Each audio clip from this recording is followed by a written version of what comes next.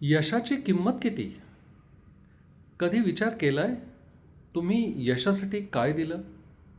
वेळ, झोप, आरोग्य, नाती की स्वतःशी असलेलं नातं?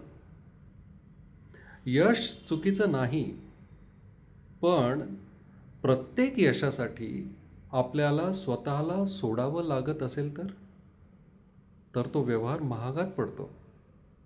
संशोधन सांगतं, दीर्घकाळ ताणाखाली जगताना आपली कार्यक्षमता, निर्णयक्षमता आणि आनंद तीनही कमी होतात.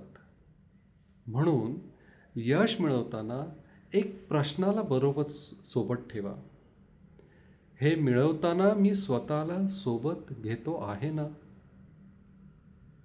यश टिकतं, पण तुम्हीही टिकायला हवे.